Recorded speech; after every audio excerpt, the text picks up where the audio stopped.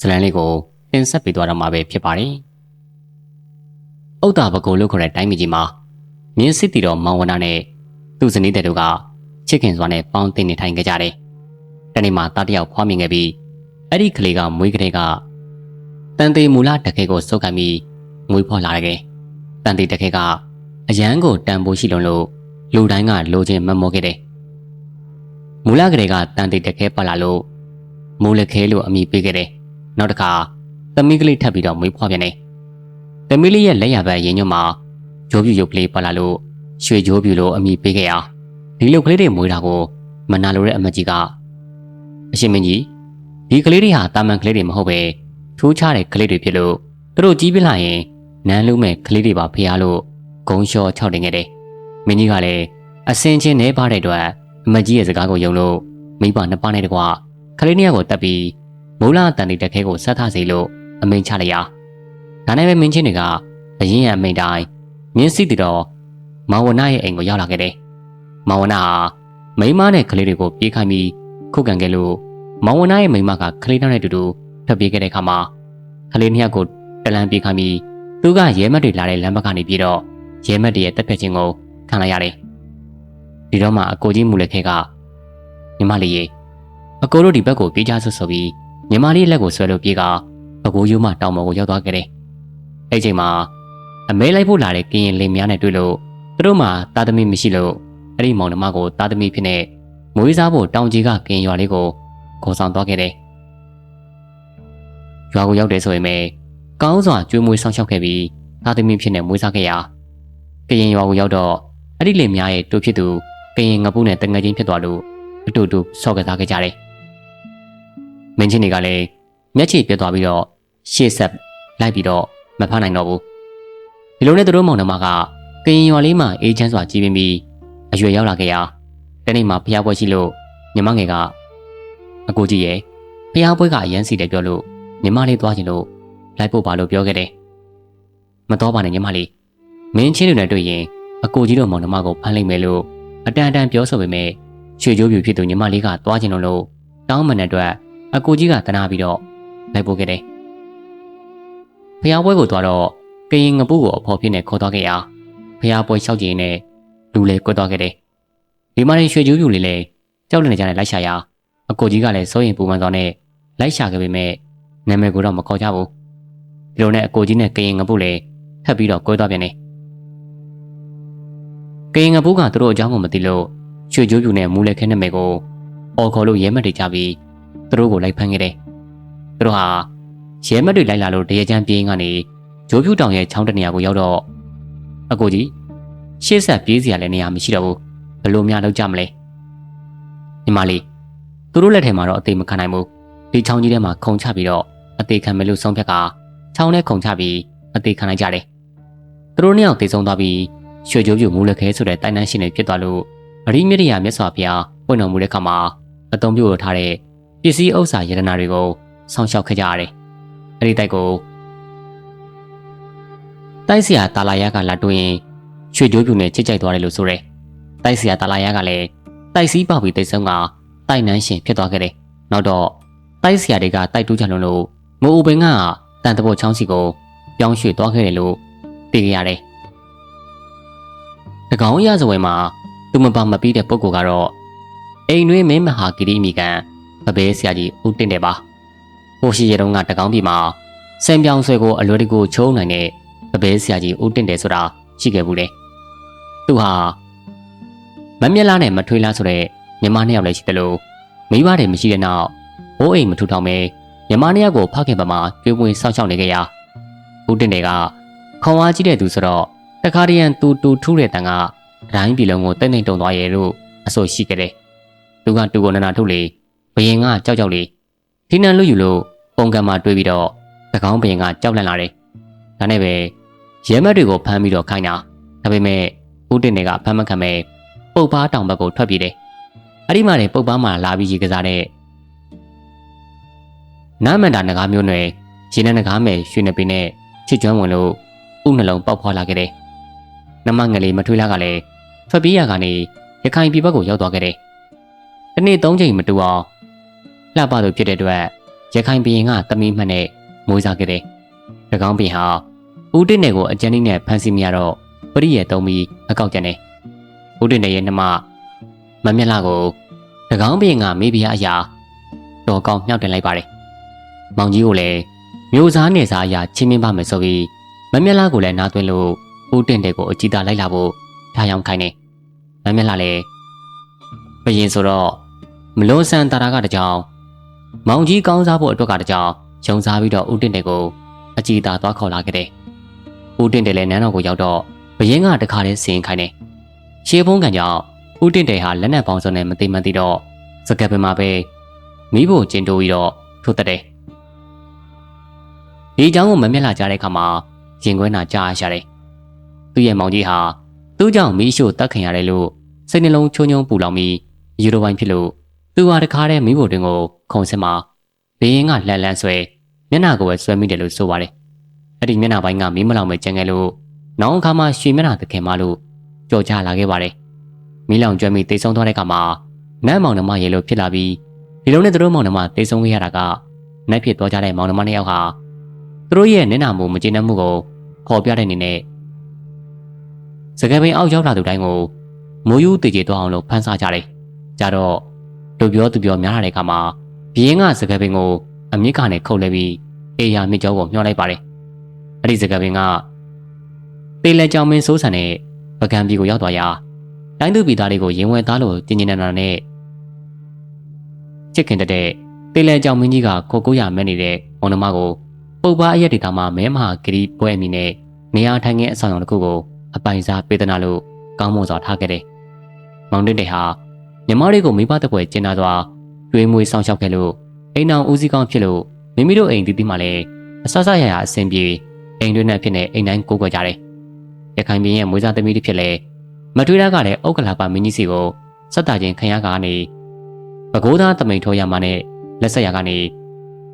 သမီးမနဲ့မိကိုဖွားမြင်ခဲ့တယ်။တမိန်ထိုးရမှတို့မိသားစုကအောက်ပြည်မှာနေထိုင်ကြရာအကိုတော်ဦးတင်တဲ့နဲ့အမားတော်မမျက်လာတို့အသက်ခံရတဲ့တဲ့ရင်ကိုကြားတာကြောင့်တကောင်ရက်ကိုအစောတလင်ပဲခရီးပြနှင်ခဲ့တယ်။ဒီချိန်မှာမနဲ့မိနဲ့ကနှစ်နှစ်ပဲရှိသေးတာ။ရှင်ထွေးလာနဲ့သမီးမနဲ့မိကအေယာရီမြို့တိုင်းလှည့်နဲ့လာခဲ့ရာအင်းဝါမြို့အနောက်ဘက်တပရွာနဲ့ထောက်ရိပ်ရွာရောက်မှာတော့မိခင်ရှင်ထွေးလာဝေဒနာခံစားရပြီးကိုလွန်သွားရာသုံးပန်လာတခင်မှနတ်ဖြစ်လာခဲ့တယ်။မိခင်ကိုလွန်သွားချိန်မှာနှစ်နှစ်ရွယ်သာရှိသေးတဲ့မနဲ့မိက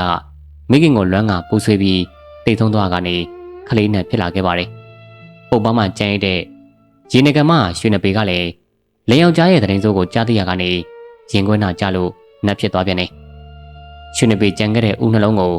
ရေတရီဘာကကောက်ယူဆောင်းချောက်ခဲ့ရကနေရှင်ပြူရှင်ညိုးဆိုတဲ့လူငယ်နှစ်ပွားကိုဖွားမြင်ခဲ့တယ်။အဲ့ဒီလူငယ်နှစ်ယောက်ကနောက်အခါမှာတရေခစ်တရာပြည်ကလွတ်တော်မင်းထံမှာအမှုထမ်းခဲ့ကြတယ်။ညီဖြစ်သူရှင်ညိုက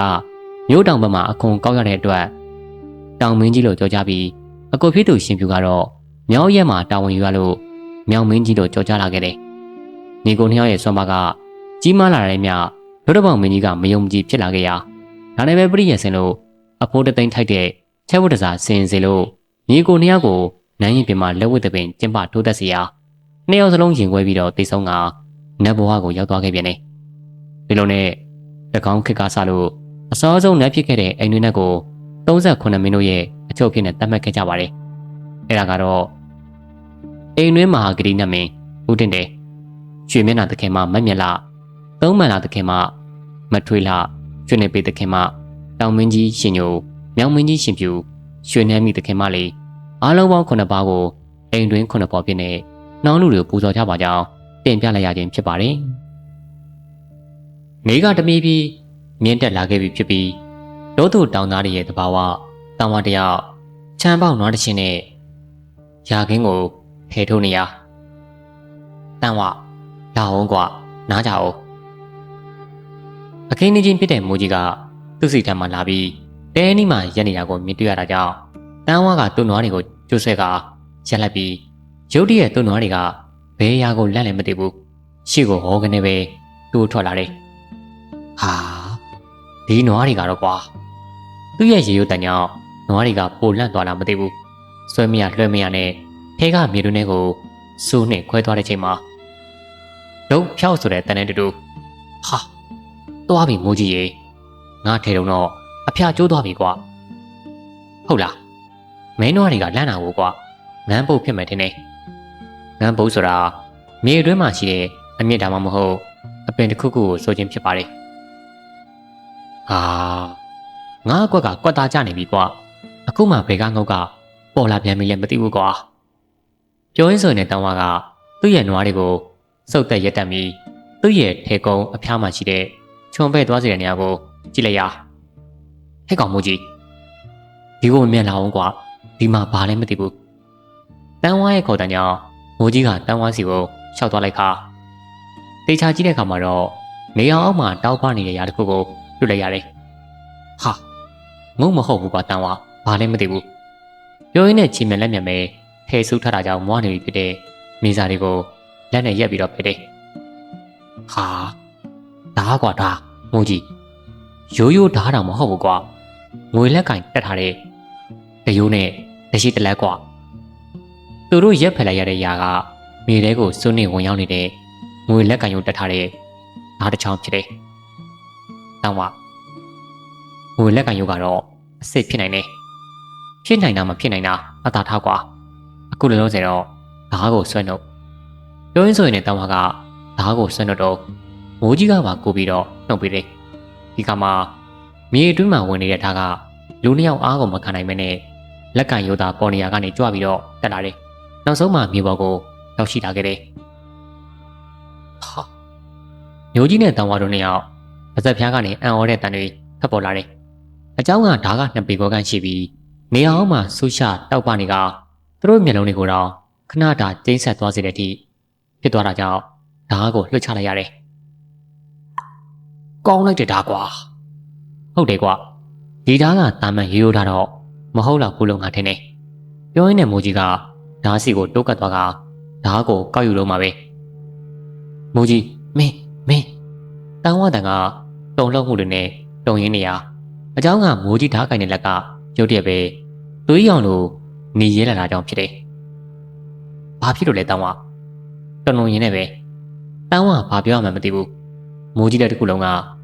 နေရဲတော့ပြီမဲ့ခဏလေးသာဖြစ်ကမိုးကြီးတော်မှသတိထားမိပုံမရဘူးဘာမှမဟုတ်ပါဘူးကွာဓားရောင်ကငါမျက်စိကိုစူးနေလို့အဲ့လိုညာပြောရင်းနဲ့ဓားစီကိုအကြည့်ရောက်သွားတော့မှမိုးကြီးစီကနေမျောနဲ့မထားတဲ့စကားတစ်ခုကဖတ်ပေါ်လာတယ်မင်းမျက်လုံးစူးနေတယ်ဟုတ်လားဟာနောက်ဆိုမစူးရစီအောင်ကွာဘာမှမမြင်ရရင်တော့ပိုကောင်းတာပေါ့ကွာမိုးကြီးစကားကဘာကိုရည်ရွယ်လဲဆိုတာမသိနိုင်ပေမဲ့တဘာဝရဲ့လှုပ်ဆောင်မှုကြောင့်အန်ဒီရဲ့ငွေတက်ကိုတန်းဝသူ့ရဲ့မသိစိတ်ကကြိုးပြီးတော့သိတယ်မင်းစကားကဘာကိုရည်တာလဲမိုးကြီးတကယ်ချင်းရငါကစတာပါကွာလာသွားနိုင်ရအောင်မိုးကြီးကခေါ်လိုက်ပြီးတော့တန်းဝစီကိုလက်ကန်တယ်တန်းဝကမိုးကြီးလက်ကိုကင်မှုဟန်ပြင်းတော့မှပဲဓားရောင်တစ်ချက်ကဝင်းကနေပဲတောက်ပါသွားရအားဆိုတဲ့နဲ့ကြောကျင်အောင်စွာအော်ဟစ်လိုက်တဲ့တန်းဝတန်ကမယုံကြည်နိုင်မှုနာကျင်မှုတွေနဲ့တော့အတွင်းမှာပိတ်တင်ထပ်သွားပါတယ်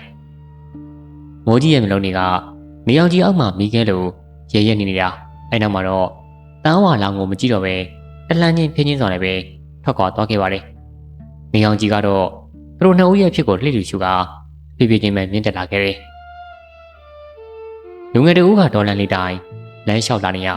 ပခုံးထက်မှာတော့ကျက်တူရီတကောင်ကဟိုးသတိကြီးနေပဲလိုက်ပါလာတယ်စိတ်အစဉ်ကတွေးတောနေပေမဲ့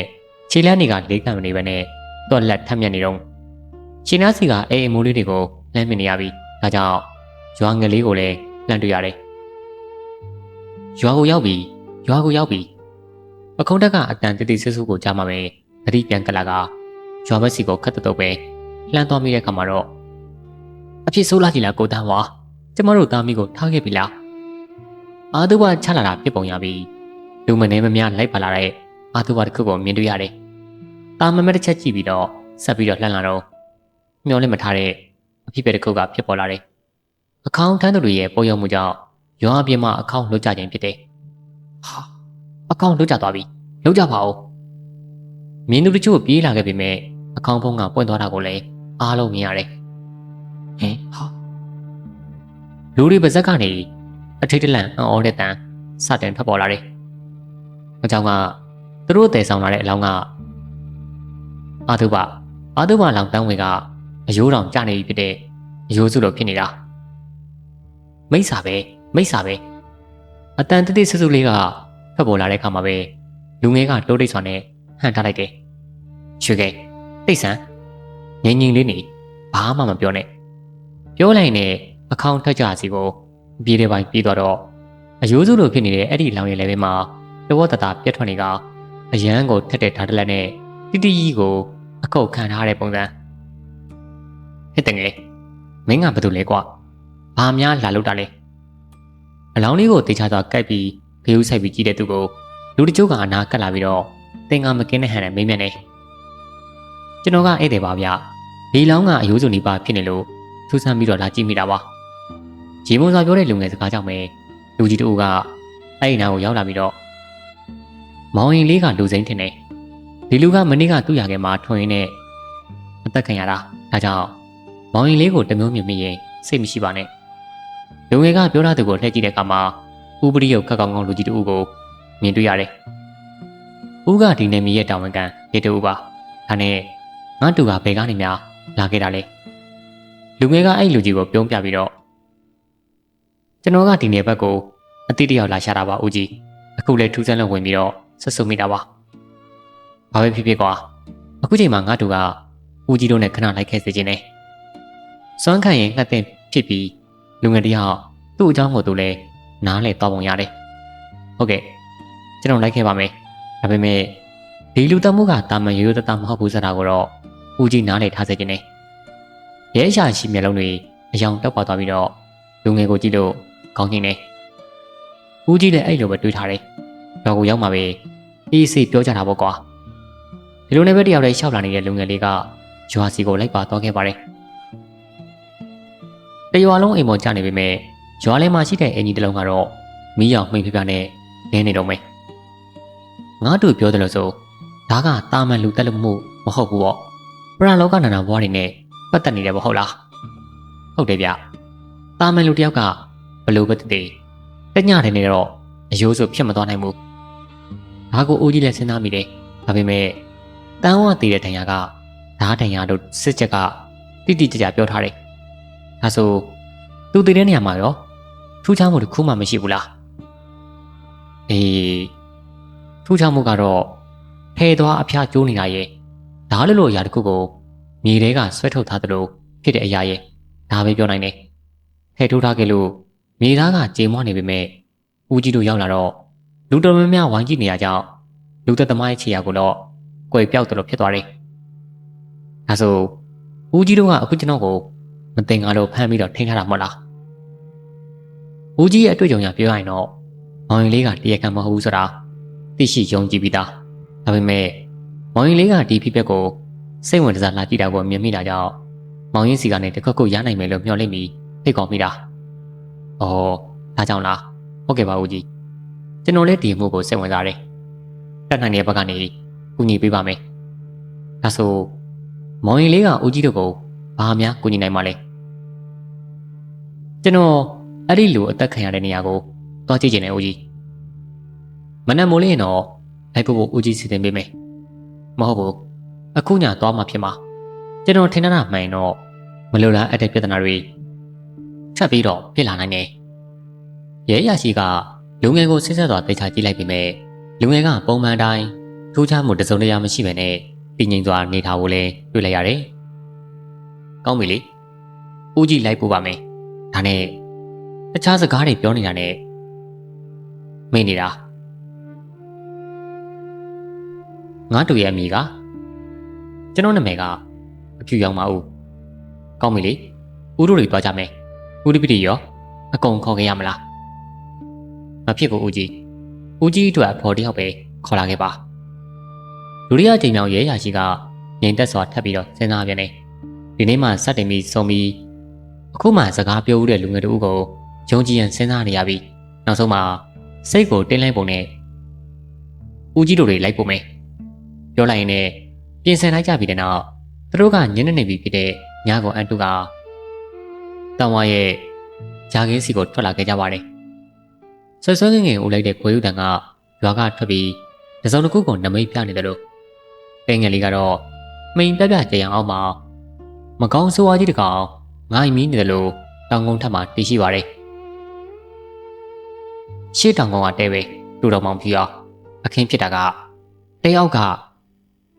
လေခွက်ထဲမှာအချင်းကအဖြူအောင်ကတောင်ကုန်းထပ်မှာရှိတဲ့တဲကိုစိုက်ကြည့်နေကခဏကြာတဲ့ခါမှာတော့တဲထဲမှာလူရှိနေတဲ့ဦးကြီးတတိထားအန်တရယ်ဖြစ်လာနိုင်တယ်ရဲရရှိကလူငယ်စကားကြောင့်အရန်ကိုအံ့ဩမိပြန်တယ်ဒီညကလာမတာတယ်လို့ညနေနေပြီဖြစ်ကအခုမှတဲကိုကြေအောင်ကြောင့်လှမ်းပြီးတော့မင်းအောင်ရှိသေးတာဒါ300လောက်တဲနဲ့ဝေးသေးတယ်လူငယ်ကတဲအတွင်းမှာလူရှိကြောင်တတိထားဖို့လိုကြောင်းပြောလာပြီးတေချာရလားပေါင်းရင်လေတေချာပါလေဗျရဲနှစ်ယောက်ကတနက်တွေကိုချက်ချင်းထွက်ယူကတိုင်ဆောင်လိုက်ကြပြီးတော့တဲအနီးကိုတတိနဲ့ပဲဖြည်းဖြည်းချင်းချင်းကပ်လာတယ်တံမီးတွေပါလာကြပေမဲ့မထိုးရကြသေးပဲငိမ်သက်နေတဲ့တဲကိုသာသက်ရှိတရဝါလိုပဲမပေါ်မဆ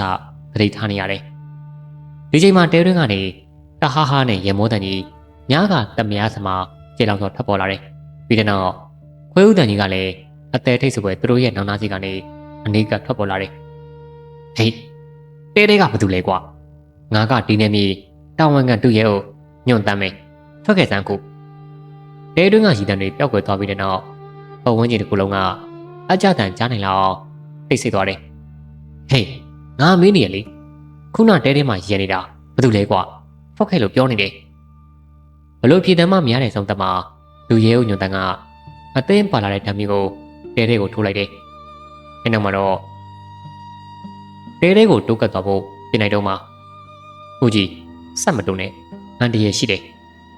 အဖြူရောင်ကတတိပေးတယ်လို့ပြောပြီးတဲ့နောက်တဲစီကိုတဟုန်ထိုးပဲပြေးသွားလိုက်ပါတယ်သူ့တဲနီးကိုရောက်မှာတော့တဲတွင်းကနေလူတယောက်လှုပ်ချောင်းပေါ်မှာသူ့ဆက်ကိုလွင့်ပြန်လာတယ်အဖြူရောင်ကလှည့်မြန်စွာရှောင်းလိုက်ပြီးတော့သူ့နဘေးကလီတိုးတန်ဝေကနေမိကသူ့ကိုဖြစ်ထွက်သွားတယ်မိန်းကလေးအလောင်းမငါတူရဲရရှိစီကအတန်ထွက်ပေါ်လာပြီးနောက်မှာတော့တဟာတဟီနဲ့တဲတွင်းကတချေချောင်းကိုင်းကလူတအုပ်ထွက်လာတယ်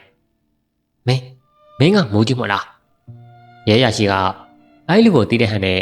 တအံ့တော်မေးတဲ့ခါမှာမင်းတို့တွေအကုန်လုံးသိရမယ်မိုးကြီးကရဲနေဦးရဲ့ဓာမီတွေနဲ့အထိုးခံထားပေမဲ့လုံးဝဂရုစိုက်ဟန်မရှိဘဲနဲ့သူ့ရဲ့မျက်လုံးတွေကမီးအောင်မှမိကြည့်ကြလို့ပဲရဲရဲနေနေကလက်အတွင်းကဓာတ်ကလည်းအယောင်တောက်ပါနေတယ်တတိထားသူ့မှာလူစိမ့်မရှိတော့ဘူးအဖြူအောင်ရဲ့တတိပေးတဲ့အစုံမိုးကြီးကဓာတ်နဲ့သူတို့သုံးဦးစီကိုခုံဝင်လာခဲ့တယ်အဖြူအောင်ကမိုးကြီးရဲ့မျက်လုံးတွေကိုလုံးဝမကြည့်ဓာတ်ကိုသာဂရုစိုက်ကြည့်လိုက်ပြီးတော့မိုးကြီးစီကိုချင်းကပ်သွားတယ်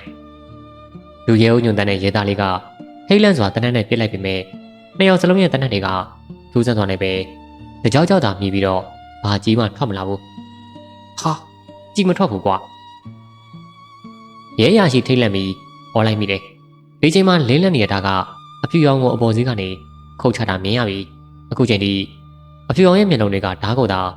မမိတ်မတုံစိုက်ကြည့်နေပြီးသူ့ကိုထိလို့ထိစဲအချိန်ရောက်လာမှ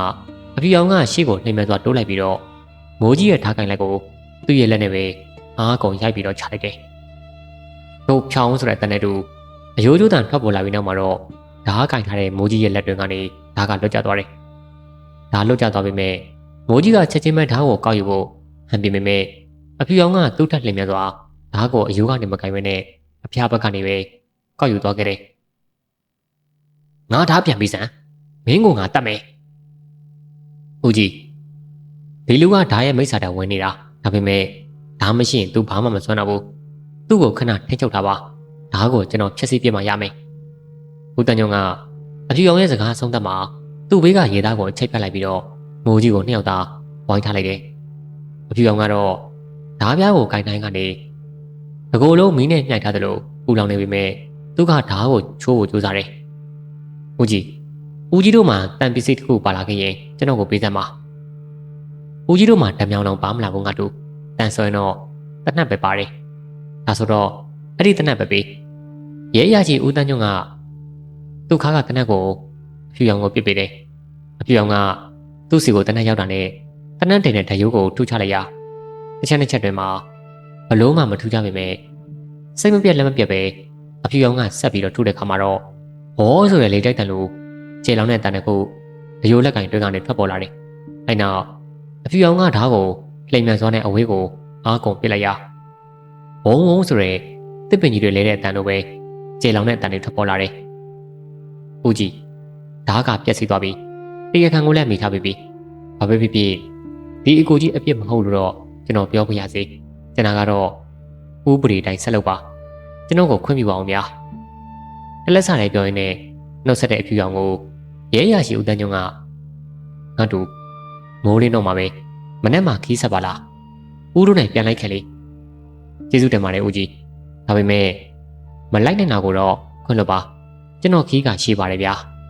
ပြောရင်းနဲ့တလန်းချင်းထွက်ခွာသွားတဲ့လူထူးလူဆန်းလေးအဖြူရောင်ကိုကြည့်ကရဲနေဦးကတက်ပြင်းတွေကိုတီးကိုချလိုက်တယ်အဲ့တူပဲဒါကြောင့်မိစ္ဆာတန်ဝင်ပြီးတငယ်ချင်းနဲ့ဇနီးကိုတက်ခဲ့တဲ့မိုးကြီးကတော့ရဲနှစ်ယောက်ရဲ့လက်ထိတ်ခတ်ခြင်းကိုခံထားပြီးခေါင်းကိုက်ဆက်ချလို့နေပါတယ်ကျုပ်ပင်ရွာလေးကရွှေဘိုခရိုင်နယ်တွင်းမှာတည်ရှိနေတဲ့ရွာငယ်လေးတစ်ရွာဖြစ်တယ်။မြို့နယ်အလှမ်းဝေးလာတဲ့အတွက်လမ်းပန်းဆက်သွယ်ရေးအနေနဲ့သွားလာရခက်ခဲလုံးနေ။ကျေးလက်စစ်ပေးကလည်းမရှိစာတင်ကြောင်းမရှိတော့ရွာရဲ့လူမှုဖွံ့ဖြိုးတိုးတက်မှုကဗလာနှက်ထိပဲ။ဒီလိုရွာငယ်လေးမှာအခုတလောလူအများစုကတစုံတစ်ခုဖြစ်လာမယ်ဆိုတာကြိုသိနေတယ်လို့စိုးတထေးထေးနဲ့ရှိနေကြတယ်။ဒီလိုဖြစ်ရတဲ့အကြောင်းကလည်းရွာမှာတိတ်ဆုံးသွားတဲ့ဘာဦးရဲ့ဇနီးကိုဝင်းတဲ့အေးပုံနဲ့တနည်းတစ်ဖို့ပတ်သက်နေတယ်ဆိုတာကိုလည်းယုံကြည်နေကြပြန်တယ်။မယုံကြည်လို့လည်းမရဘူး။သူတို့ရှိမှဖြစ်ပျက်ခဲ့တဲ့အကြောင်းအရာတွေကစကားဝိုင်းမှာဆက်မိလို့ပြန်ပြောပြကြရင်တော့ကြက်သိန်းပြင်းပြင်းထားလာအောင်လို့ကြောက်စရာကောင်းလာတယ်။အခုလည်းအချိန်အပြင်နေဝင်သွားလို့ညနေ6 နာရီခန့်ရှိတော့မယ်။ဒီလိုအချိန်ကမြို့ပေါ်မှာတော့အစီကားဆုံးအချိန်လို့ဆိုပေမဲ့တောရွာတွေမှာတော့လူသွားလူတာပြက်ပြီးအမောင်ရိပ်တွေကြီးစိုးနေတဲ့အချိန်တော့ပြောရလိမ့်မယ်ဒီလိုချိန်မျိုးမှာပဲလုံနှအုပ်ကရွာပြင်မှာရှိတဲ့လေကွင်းတွေကိုထည့်ကျော်လာပြီးရွာဝင်လမ်းမပေါ်ရောက်ဖို့ခက်တုတ်လေးခြေလမ်းနေနဲ့လက်နေမီးတွေအလင်းရောင်ကိုအတုံးပြုတ်ပြီးတော့လှမ်းလာလိုက်ကြတယ်ဟဲ့ကောင်သားရင်မြန်လာပါဟာကျုပ်လည်းရှောက်နေရပဲဗါလီယာခြေထောက်တွေကညောင်းပြီးတော့လှမ်းတော့မလှမ်းချင်တော့ဘူးငါလူကြီးတောင်ရှောက်နိုင်သေးတာကွာမင်းကလူငယ်ဖြစ်ပြီးတော့တဲနူးတာကိုကွာမြန်မြန်ရှောက်ဒီလေကွင်းနေကျော်မှာရွာပြင်တင်းငန်းကိုဖြတ်ပြီးတော့ပြန်ရမှာတိုင်လဲနေကိုကလေးကကြောက်ပါလေဆိုမှဘာလီရဲ့ပြောစကားကြောင့်စပင်မိုးတွေတောင်မှထောင်တက်မတက်ဖြစ်သွားတယ်အဲဒါကြောင့်ဘာလီကိုပြောတယ်မနေ့ကမှစောစောထပြီးတော့ဒီအကျွေးကိုတွားတောင်းနေရတာကိုအချိန်မရှိမှယောဂထွက်လာတော့အခုပြန်တော့မိုးချုပ်တာပေါ့ဗျာဟာဟိုဘဲရွာကဖိုးထောင်ကမနဲ့အစိုးကိုမြို့တက်မှာကွာဒါကြောင့်တွားရတာသူတို့နှစ်ဦးစကားတပြောနဲ့ရှောက်လာကြရာရွာပြင်တင်းချိုင်းဆက်ကိုရောက်လာကြလို့တာရင်ကမျက်လုံးကိုစုံမိလို့ဘာလီရဲ့လက်မောင်းတစ်ဖက်ကိုခက်တင်းဆုပ်ကမ်းပြီးရှောက်လာတယ်မျက်လုံးမှိတ်ပြီးလမ်းလျှောက်နေရကြောင်း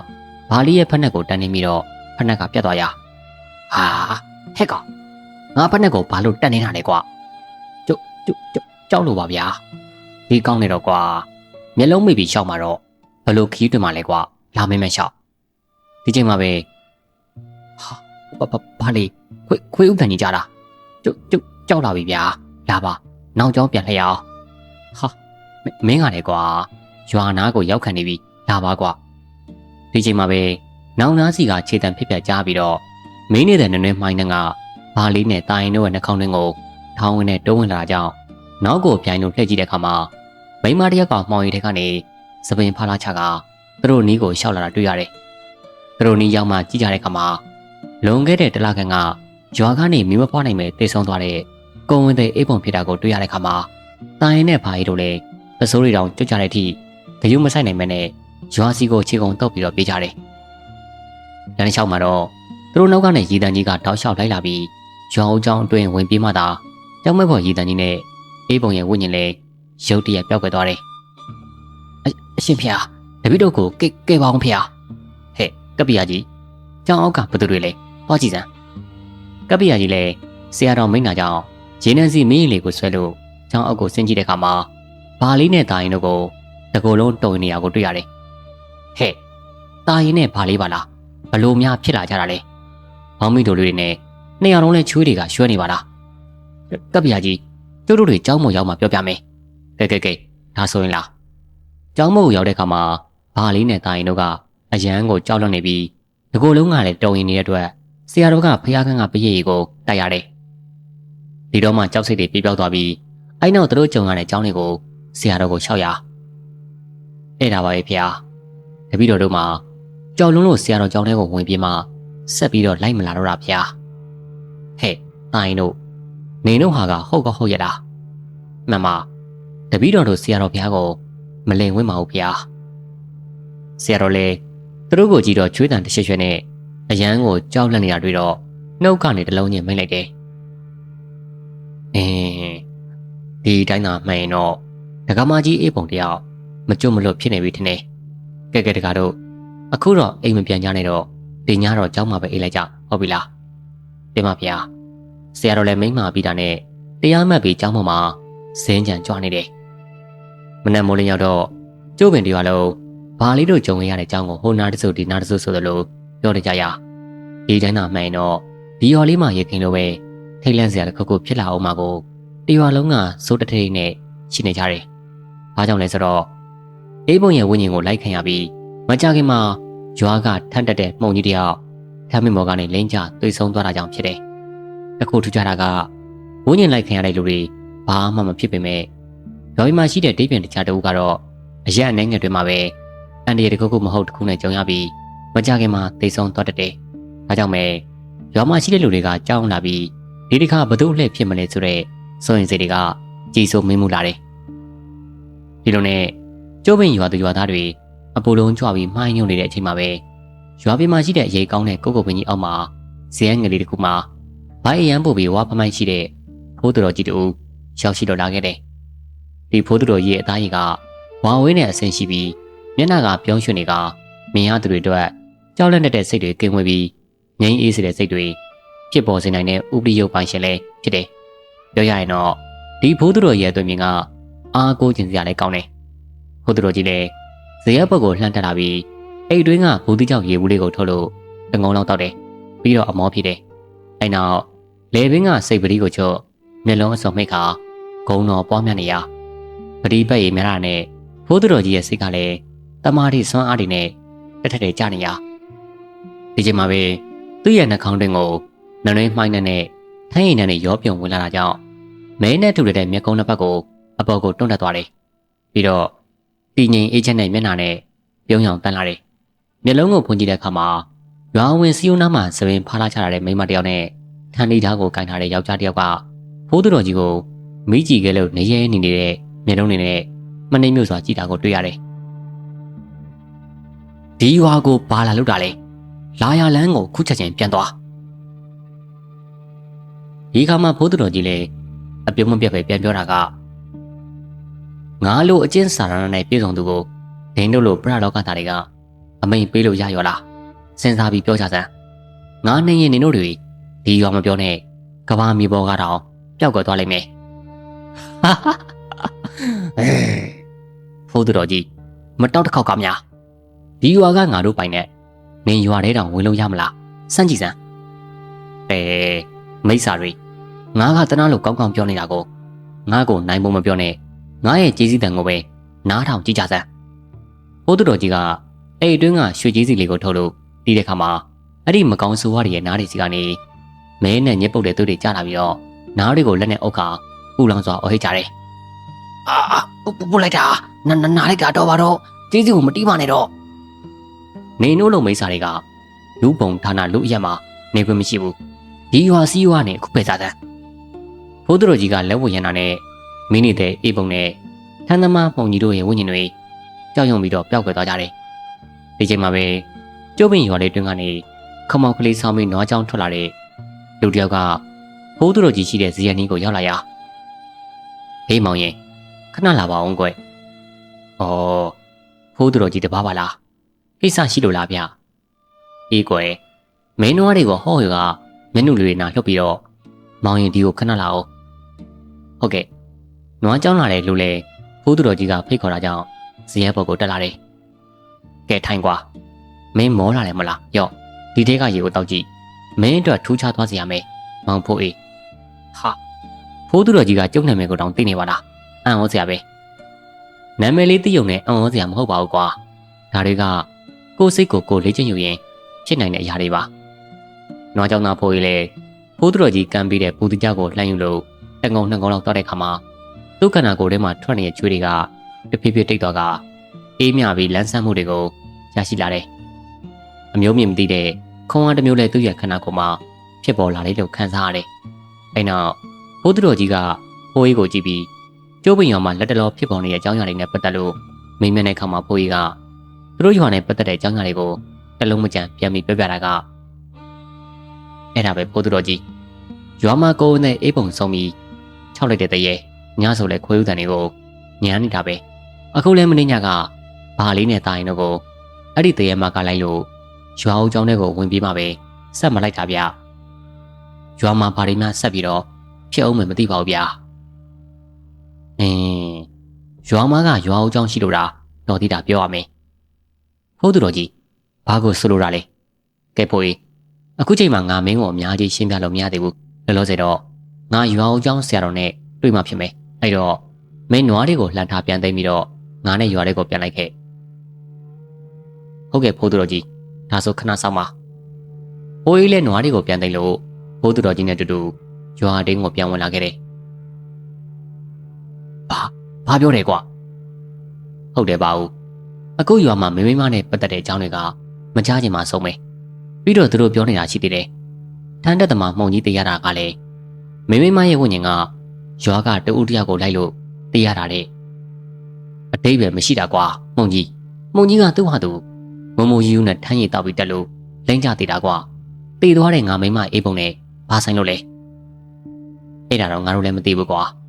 ရွာတွေကလူတွေကတော့ဒီအတိုင်းပြောနေကြတာပဲဒါတည်သွားတဲ့ငါမိမကိုတက်တက်အပြစ်ပုံချတာဘာဦးကြောင့်သိကြသေးတာပေါ့ကွာဘာဦးတရားဝင်းရွှေတို့ညီကိုပြောစကားကြောင့်ရှူးရှက်ဖြစ်သွားကကောက်လိုက်စီးတွေကိုလဲပေါ်အမြင်တင်လို့ရွာအတွင်းကိုတုံဆိုင်မောင်းသွားပါတယ်အိမ်ရောက်တာနဲ့လဲကနွားနှကောင်ကိုဖြုတ်တင်းငုတ်တွေမှာထားပြီးတာနဲ့သူမိမနဲ့ပတ်သက်တဲ့အကြောင်းတွေကိုတပုတ်လေးလေးပြောကြသူတွေကိုစရင်ရှင်းမှုတော့ရွာအတွင်းကိုထွက်လာတယ်ရွာသူအပြိုကျော်မင်းညိုများတို့သူတို့ဆွဆွရှိတဲ့နေရာကိုဘာလို့လှမ်းတွေ့သွားပြီးဒီလိုနေရာမျိုးမှာသူမိမအကြောင်းပြောတတ်တာကိုတွေးမိတာနဲ့ရွာလည်းမကြီးပင်ရေအောက်ကိုခြောက်သွားတယ်ဘာဦးကသူတို့စီလာတာကိုပန်းကတွေးသွားပြီးတော့ဟဲ့ညိုများတို့နင်တို့ပြောတာကိုခဏရအောင်ဟိုမှာကိုဘာဦးကြီးစီကငါတို့စီကိုလာနေပြီအေးလေသူ့ဟာသူလာလားငါတို့ပြောနေတာကအမှန်တွေဖြစ်နေတာဘာဦးလဲညိုများတို့နိုင်ရောက်တာနဲ့ဒီမှာညိုများတို့ပန်းကြီးတို့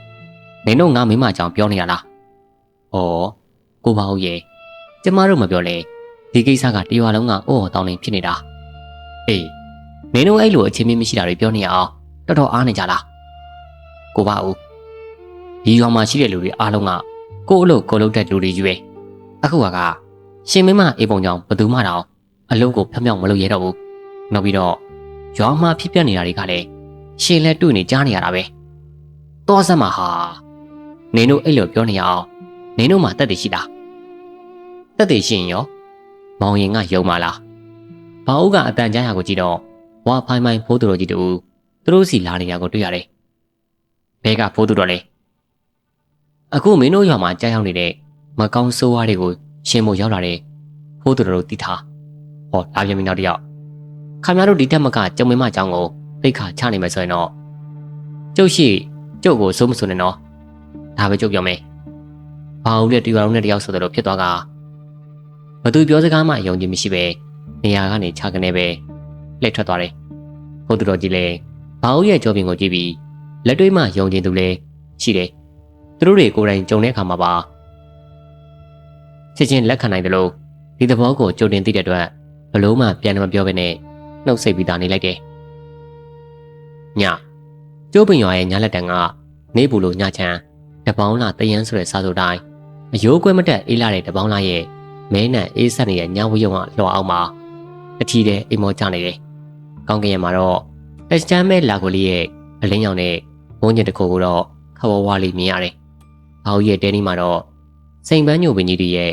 မဲနံရှေလျာတွဲလောင်းကျနေတဲ့နွေနာမောင်းတွေကတော့လေတက်လိုက်တိုင်းမှာတအီအီတန်ပြုတ်ပြီးရိမ့်ထိုးလှုပ်ရှားနေရဒီချိန်မှာနော်တင်ကုတ်ဘက်စီကဘောင်ရဲ့နော်နှကောင်တစုံတစ်ခုကိုတွေ့တယ်လို့တပူးပူနှာမှုတ်ပြီး မြေပြင်ကိုခွာနဲ့တွင်းမြင့်ရက်နေရဘာလို့လဲနွားတင်ကုန်းဘက်စီကတန်နေကြောင်သူ့ရဲ့နွားလေးစီမွေပါကင်မများဝင်ရောက်တလားဆိုတဲ့တွေ့နဲ့ရေတန်းစီမိခင်တွေကိုမိစာမြင်လို့အစစ်ပိတ်ဘော်တော်တစ်ခုကိုယူအားအိမ်မောကဆင်းလာတယ်နွားတင်ကုန်းလေးကိုရောက်တဲ့အခါမှာတော့အတွင်းမှာစပင်ဖလာချလာတဲ့မိမတယောက်အရေးကိုဘိုးတော်ဝလိုက်အောင်မှတွေ့ရပြီးဒီမျိုးသမီးစီကနေဝမ်းနည်းစာငိုရှိုက်တဲ့တန်ကိုသစုံတစားကြားလိုက်ရတယ်ဘာလို့လဲဒီချိန်ဘဲကအမျိုးသမီးများသူ့ရဲ့အိမ်ချိန်ဝမ်းထဲမှာရှိတဲ့နွားတင်ကုန်းမှာလာငိုနေတာလေလို့သိကျင်စိမ့်နဲ့အဲ့ဒီမိမကိုလှမ်းမိတယ်ဟေး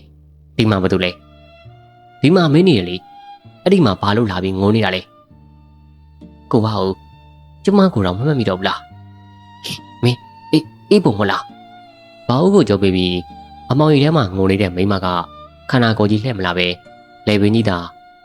လှည့်လာတယ်ကလေးထိုင်လို့သူ့ရှိကိုရောက်လာတဲ့ခါမှာတော့မျက်နှာကြီးကမတရီကျင်စရာကောင်းတော့အောင်လောက်တွေဖောက်ဖွားကြပြီးပါဇက်တွင်းကရှာကလည်းသူမမျက်နှာကိုတောင်ရက်ပြီးဒီလောက်တွေကိုစားနေလို့အပိုးရီတွေကတတောက်ကျနေတာကိုမျက်ဝါးထင်းတွေတွေ့ရတဲ့ခါမှာဘာဦးတယောက်နှလုံးသွေးရက်မတက်ဖြစ်သွားကပြုတ်အန်ခြင်းနဲ့စိတ်တွေတောင်ဖြစ်ပေါ်လာတယ်။သူနဲ့အိမ်အောင်ကြကားစားကရွာရဲ့ကုန်းနောက်ကင်ဖြစ်ခဲ့တဲ့အိမ်ပုံအခုပိတ်တာဝါကိုရောက်တဲ့ခါမှာရုပ်ပြတ်ဆင်းပြတ်ဖြစ်တဲ့ကြောင့်ဘာဦးတယောက်စိတ်မကောင်းနေဖြစ်ရတယ်။ဒီချိန်မှာအေးပုံတရေမရဲ့မနှိမ့်မြို့စရာအတွင်းကရုပ်တရက်ပြောက်သွားကသူမိမအေးပုံရဲ့အချိုးစစ်ချနာပြီးဆွဲမဖွယ်ကောင်းတဲ့အသွင်မြင်ဘာဦးမျက်လုံးထဲမှာထင်းထရှားရှားပဲမြင်တွေ့လိုက်ရတယ်။အေးပုံရဲ့ဝိုးတော်ဝလိုက်အောင်မှာအလှကြီးလှနေကသူမစီကိုဘာဦးကိုလာဖို့လက်ကိုစမ်းတိုင်းပြီးခုံငင်နေတယ်။ဘာဦးရဲ့တိစိတ်တွေကလည်းမိန်မောတွေ့ရသွားကရေနံစီမိရင်နဲ့ဝစစ်တော့ကိုလွတ်ချလို့အေးပုံစီကိုတက်မှတ်တဲ့စိတ်နဲ့လမ်းသွားတယ်။အနည်းကိုရောက်လေအေးပုံကအပြိုစင်လေးတူလို့လာရအောင်မှာဆွဲငင်အားကောင်းနေတာကိုဘာဦးမြတ်တော်မခတ်တန်းငိမ်းမောကြီးကအေးပုံရင်ဝင်တဲ့ကိုရောက်ဖို့အတွက်လက်တကန်းအလုပ်လောက်မှာပဲသူတို့နှစ်ဦးရဲ့လယ်မှာဆူးရှာလင်းလက်တဲ့အလေးနှန်းကြီးဖြစ်ပေါ်လာပြီးအေးပုံရင်ဝင့်ရင်လဲကြောက်လန့်စွာအော်ဟစ်ပြီးတွန်းသွားကဘာဦးလက်နေရာမှာပဲမိုးပြီးတော့မေးလဲချသွားတယ်။ရွာကျောင်းပေါ်မှာတော့ဆရာတော်ကကလေးထိုင်ထပ်မှထိုင်နေပြီးရွာမှာအသက်ကြီးဆုံးဖြစ်တဲ့ဘာတွေကမနေမွေးမှရှိတဲ့တင့်တော်နေရာမှာဆရာတော်မိန်ကြားမဲ့စကားတွေကိုနန်းလင်းနေတယ်။ဒီချိန်မှာပဲဖိုးသူတော်ကြီးကကျောင်းရတွင်ကန်ကနေထွက်လာပြီးဆရာတော်နဲ့ဘာတွေတို့စီကိုချင်းကပ်လာတဲ့ချိန်မှာပဲဆရာတော်ကမိန်နေ။ဟုတ်သူတော်ကြီးတကားဘာဦးရဲ့ချင်းနေဘယ်လိုရှိလဲ။စိုးရင်ရလား။တဲ့မဖေဟာမစိုးရင်ရပါဘူးဖေဟာ။တပည့်တော်ရဲ့ရွှေရောင်ဆံဝန်ဆွမ်းကြောင့်ခဏမိုးမေ့လဲသွားတာပါ။မကြခင်မှသတိပြန်နေပြီးတော့ရလာပါလိမ့်မယ်။ဒီကမှဘာတွေကဖိုးသူတော်ကြီးကိုကြည့်ပြီးတော့ဒါဆိုမင်းညာကဘာဦးသေးရဲ့6ခင်ရတဲ့ချိန်မှာဖိုးသူတော်ကြီးရှိနေရလား။ဟုတ်တယ်ဘာတွေဒီတစ်ခါအေးပုံခုံမဲ့လူကသူ့ယောက်ျားဘာဦးဖြစ်နေရဆိုတာကျုပ်အာယုံထဲမှာပေါ်လာလို့ညာကအဲ့ဦးတဲ့ဘာဦးတို့ချန်နာမှာသွားဆောင်နေတာထင်းတဲ့အတိုင်းပဲတကောက်ရန်ချိန်မှာအေးပုံဝင်းကြီးရောက်လာပြီးတော့ဘာဦးကိုမျိုးမျိုးလှည့်ထားပြီးခေါ်မယ်လုပ်နေလို့ကျုပ်ဝင်ပြီးဟန်ထားလိုက်တာဘိုးသူတော်နဲ့ဘာတွေတို့အပြန်လန်ပြောနေမှုကိုစေနာတော်ကခေါင်းတကြီးနဲ့နားထောင်ပြီးအရေးကြီးတဲ့စကားတစ်ခုကိုမိတ်နေမြေဖို့ဘလူပိတ်တာတစေတရေတို့ဆိုတာတို့ဖျားရှင်လက်ထက်ကလေးကဝေသားလေးပြီးမှထင်ရှားရှိခဲ့တာဒါကိုဖျားရှင်ကိုတော်မြတ်ကြီးကလည်းရှင်အနန္ဒာကိုယရနာတုတ်ပရိတ်တော်ကိုညင်300ပတ်လုံးရုပ်ဖတ်စေကြလို့ဝေသားလေးပြည်သူပြည်သားတွေကဒီမကောင်းဆိုးဝါးနှောက်ယှက်တွေကကင်းဝေးကြပြီးချမ်းသာရကြတယ်တကားတို့တဲမဆရာတော်ဖျားဒါကြောင့်အခုတပည့်တော်တို့ရွာမှာဖြစ်တဲ့အရေးကိုတော့ဘလို့များဆက်လို့ရမလဲမိမအောင်ဖျားဒီကိစ္စကတော့တရွာလုံးရေးဆိုတော့တကားဘာတွေကပဲဥဆောင်ပြီးဆောင်ရွက်လေကွယ်ဒီကောင်မှဘိုးသူတော်ကြီးကဆရာတော်ကိုလျှောက်တင်တယ်အရှင်ဘုရားဥဆောင်ပြီးတော့ကျောင်းမှာရှိတဲ့တန်ဃာတော်2ပါးနဲ့တူရွာတွင်းကိုပတ်ပြီးယရနာပရိတ်တော်ကိုရုပ်ဖတ်ရင်ပို့ပြီးတော့ထိရောက်ပါတယ်ဗျာပရဲရွတ်တာကရတယ်သူတော့ဒါပေမဲ့လူတွေရဲ့ဆန္ဒကလည်းရှိသေးတယ်မှန်မဒီအတွက်တော့တပည့်တော်တာဝန်ထားပါဗျာရွာလူကြီးဘာတွေကဝင်ပြောတာနောက်ဆရာတော်ကြီးကဘာတွေနဲ့ဖိုးသူတော်ကြီးကိုဆက်လုပ်ရမယ့်စီစဉ်တွေကိုအသေးစိတ်မိန့်ပါတယ်ဘာဦးလဲကောင်းကောင်းသတိရတဲ့ခါမှာအနားမှာဖိုးသူတော်ကြီးကိုပထမအဆုံးတွေ့ရတယ်မောင်ပါဦးသတိရပြီလားကျုပ်ဘာဖြစ်သွားတာလဲဖိုးသူတော်ကြီးအခုရောဘယ်ကိုရောက်နေရလဲတကားကဘုန်းကြီးကျောင်းကိုရောက်နေတာအခုရောကောင်းကောင်းသတိရပြီလားတကားပါဦးအတန်လာရာကိုကြည့်လိုက်တော့ ရွာဦးကျောင်းဆရာတော်ကြီးကတင်းငင်ရင်းချက်တဲ့အိမ်တွေနဲ့ဘာဦးလို့ရှိရကိုကြွလာတယ်။ဘာဦးနဲ့ဖိုးသူတော်ကြီးလည်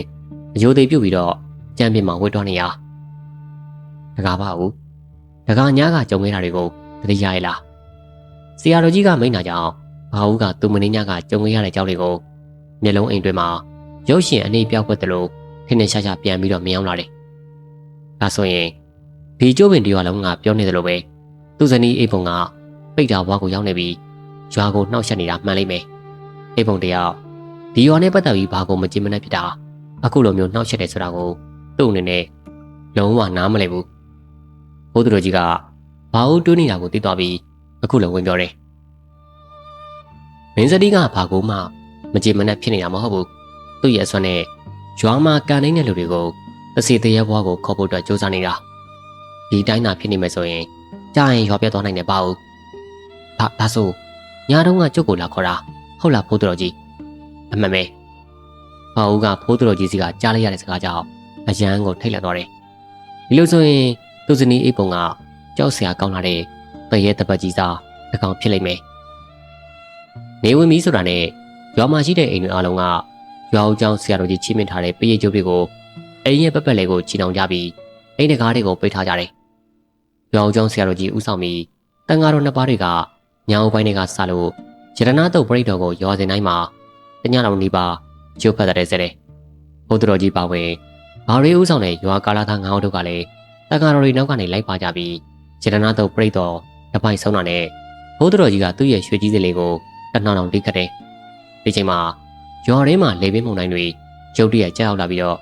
့တစေတရဲ့မိဖို့ဘလူးတွေလည်းပုံအောင်မနေရတော့ဘဲနဲ့အပြင်ကိုထွက်လာကြတယ်။ခွေးတွေကမကောင်းဆိုးဝါးတွေကိုတွေ့တဲ့အတွက်တီးထက်စွာအုပ်ချပြီးကျုပ်ပင်ရွာလေးရဲ့ညဘက်ကတော့နာနာဘဝတွေရဲ့အော်ကြီးတန်တွေနဲ့ခွေးဥတန်တွေငရဲပွက်တယ်လို့ပဲစုံညံလာတယ်။ဒီလိုအတန်တွေကြားနေရပေမဲ့တန်ဃာတော်တွေကတော့ပရိတ်ရုပ်ဖတ်ခြင်းကိုရက်တန်နေလုံးဝမရှိပဲဆက်လက်ရုပ်ဖတ်နေတော့မယ်။ကြောက်ပါပြီဒီကောင်မနေတော့ပါဘူးပရိတ်တွေမရုပ်ပါနဲ့တော့ကြီးစီလည်းမတီးပါနဲ့တော့ပူလိုက်တာကျိုးပင်ရွာလေးတွင်မှာခွေးဥတန်တွေနဲ့မကောင်းဆိုးဝါးတွေရဲ့အသိပြက်စရာအော်ကြီးတန်တွေကိုအိမ်တွင်းမှာရှိကြတဲ့လူတွေအားလုံးကြားလိုက်ရတယ်။ဒီချိန်မှာပဲကောင်းကင်စီကမိုးချင်းတန်ကြီးတွေကိုထိတ်ချုံစွာကြားလိုက်ရပြီးအရန်ကိုတီးထန်တဲ့မိုးတီးကကျိုးပင်ရွာလေးပေါ်ကိုတီးထန်စွာရွာသွန်းချတယ်။အိမ်တွင်းမှာရှိနေကြတဲ့လူတွေကလည်းထရံဘောက်တွေကြားကနေ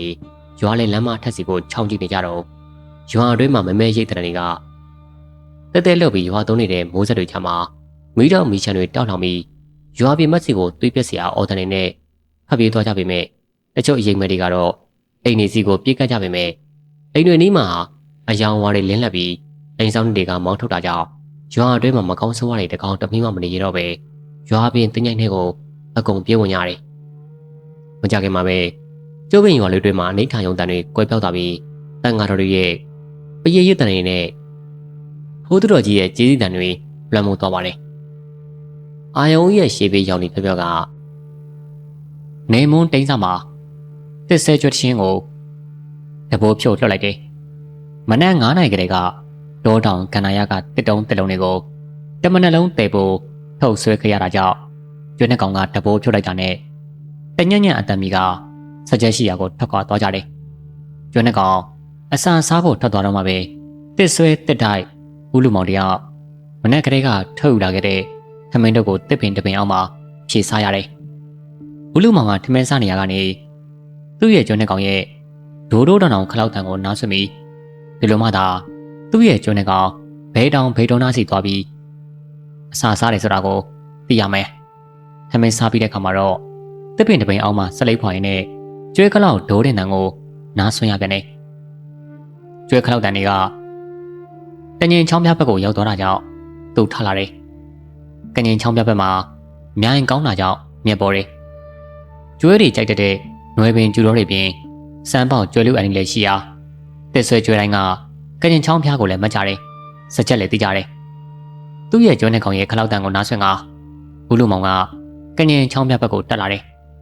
သွားရင်းလာရင်းနဲ့ညနေကျွဲချောင်းပြမှာခုဆိုခုတ်ပြတ်သွားနိုင်ဖို့လေတောဟင်းတောင်ဟင်းတွေကိုလည်း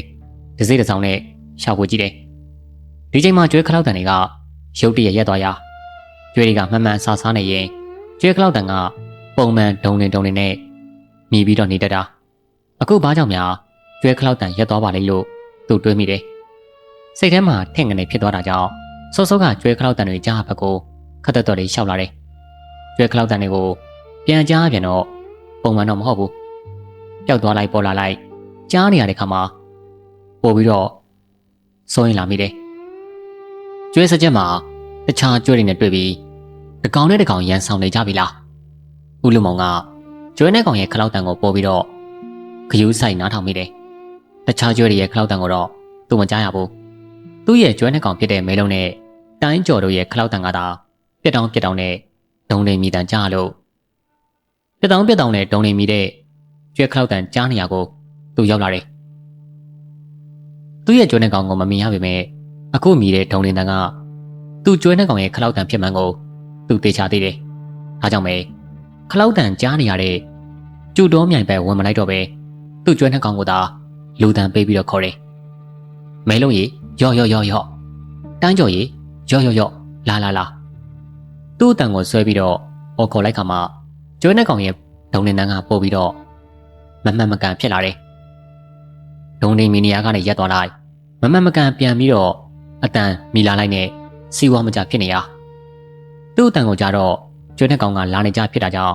ဦးလူမောင်ထပ်ပြီးတော့ခေါ်တယ်။ဒါပေမဲ့သူခေါ်တဲ့မဆုံးခင်မှာပဲဟောင်းငနဲ့ကြားဟိနေတခုကိုကြားလိုက်ရတယ်။ဒုံတင်မြင်နေတဲ့ကျွဲခလောက်တန်တွေကလည်းအဆက်မပြတ်ပေါ်ထွက်လာကတတော်လုံးတစ်ထောင်လုံးစူညံသွားရရုတ်တရက်မှာတော့ဦးလူမောင်ခေါင်းထဲပန်းကြီးသွားတယ်။တစ်ဆက်တည်းမှာပဲလွန်ခဲ့တဲ့3 ရက်က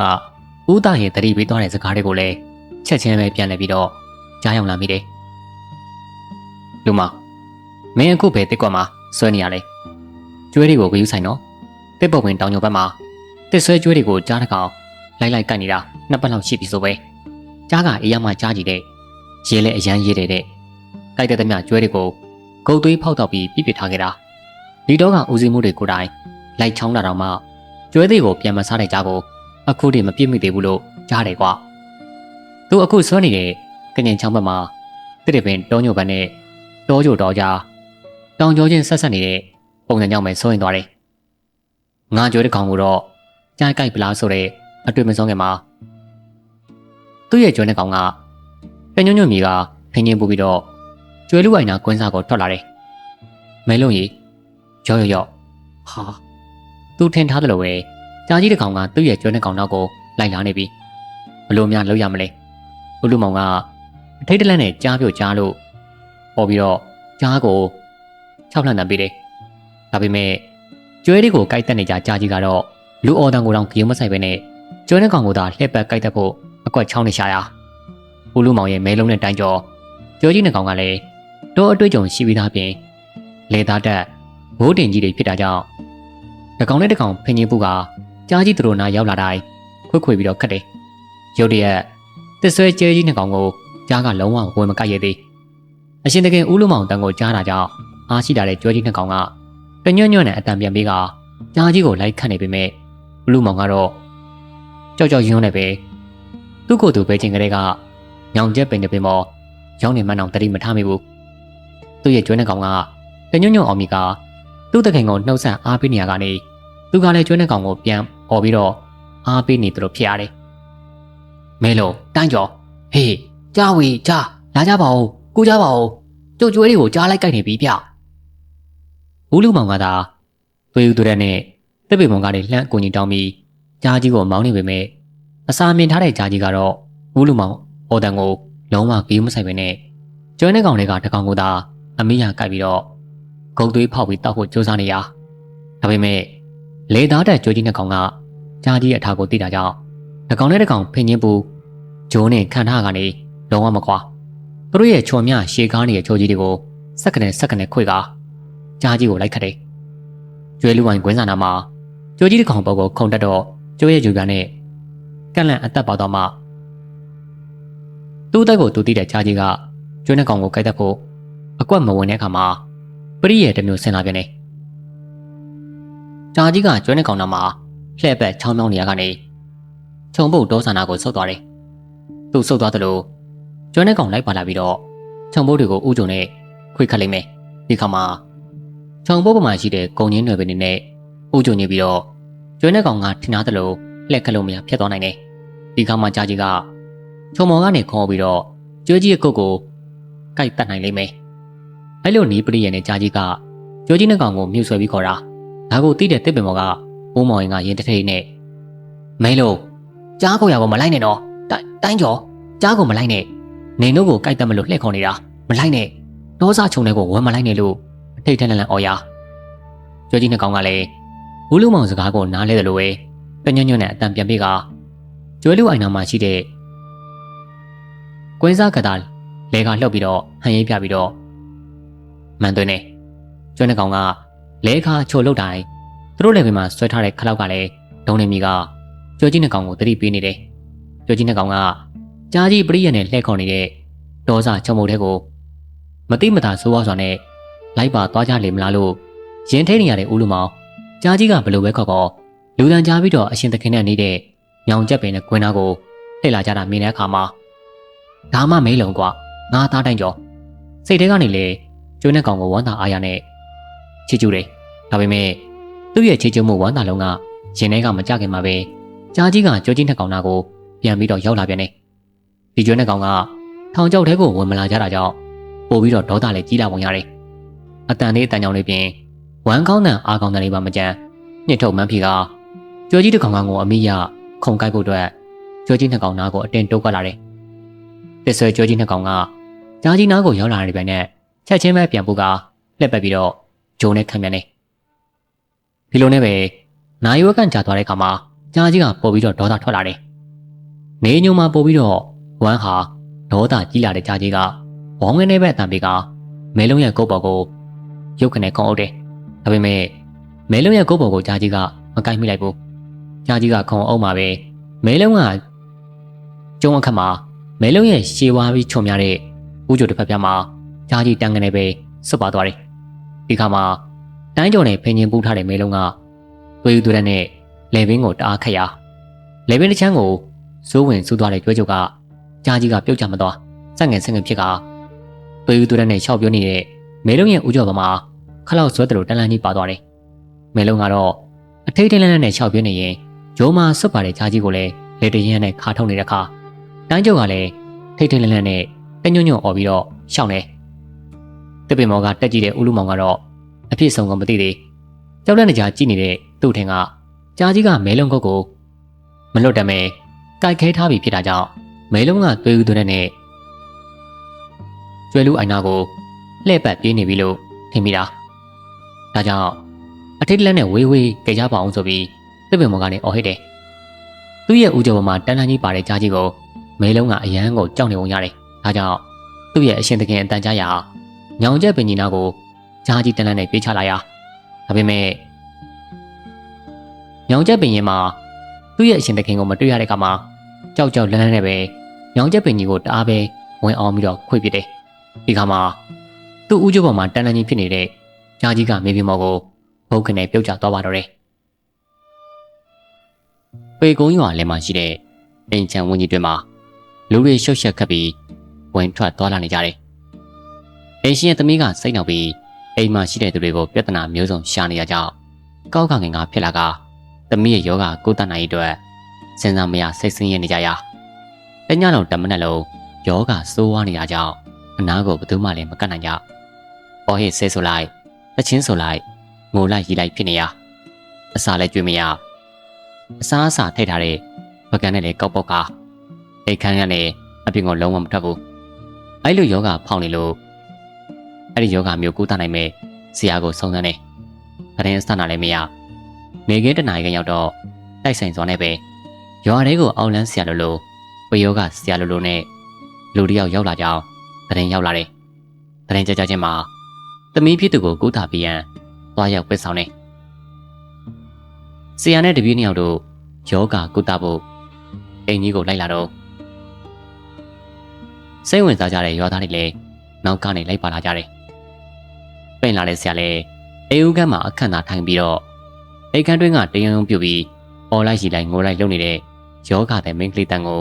အတိုင်းသားကြားနေရတာ။ကဲမိခင်နဲ့တူအမျိုးသမီးတယောက်အခန်းတွင်းကမိန်းကလေးကိုအပြင်ကိုခေါ်ခဲ့ပါ။ဆရာရဲ့အဆုံးမှာတော့ မိခင်နဲ့တူအမျိုးသမီးတယောက်အခန်းတွင်းကိုဝင်ရောက်သွားတယ်။သွား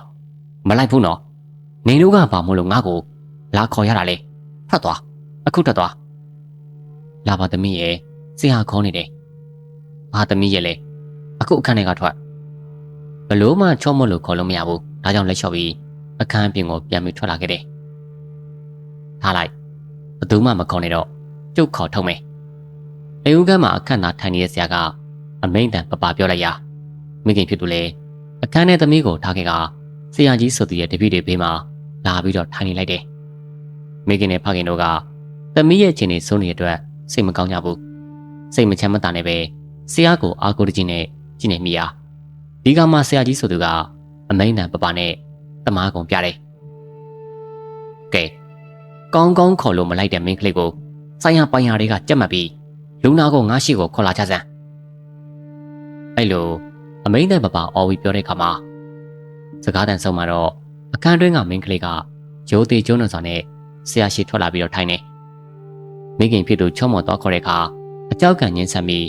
အော်ဟစ်မောင်းထုတ်ခဲ့တဲ့မင်းကလေးစောစောကသူဘာမှမလုပ်တဲ့သူလိုပဲအေးဆေးစွာထွက်လာတာကိုမြင်ပြီးတော့